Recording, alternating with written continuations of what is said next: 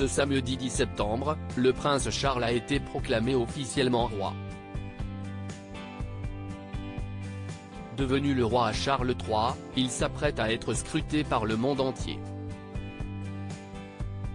Alors que la reine Elisabeth II, morte ce jeudi 8 septembre à l'âge de 96 ans, jouissait d'une forte cote de popularité, ce n'est malheureusement pas le cas de son aîné, qui démarre son règne avec ce léger handicap.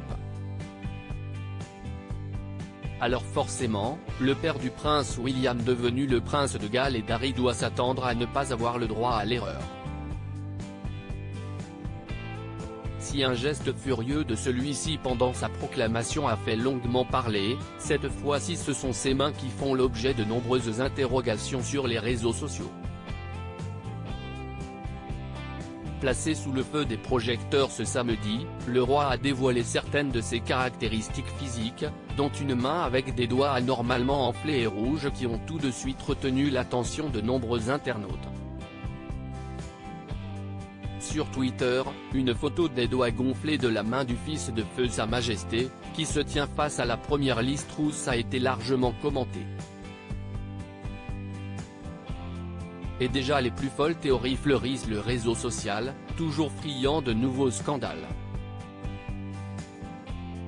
Néanmoins, de nombreuses conditions médicales peuvent cependant expliquer la main gonflée du roi Charles III. Quelles sont les explications possibles à ces doigts enflés? Pas assez de gens discutent de la taille comique des doigts du roi Charles, quel enfer, peut-on lire sur Twitter à ce sujet, quand les doigts du nouveau souverain de 73 ans ne sont pas tout simplement comparés à des saucisses.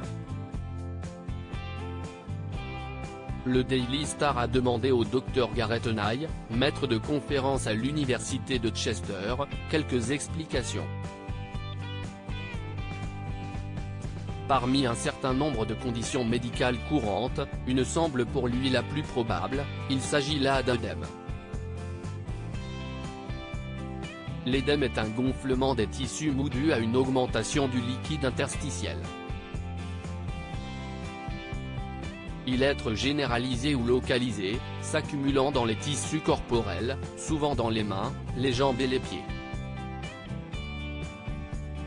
Il s'agit d'une affection courante qui affecte principalement les personnes de plus de 65 ans.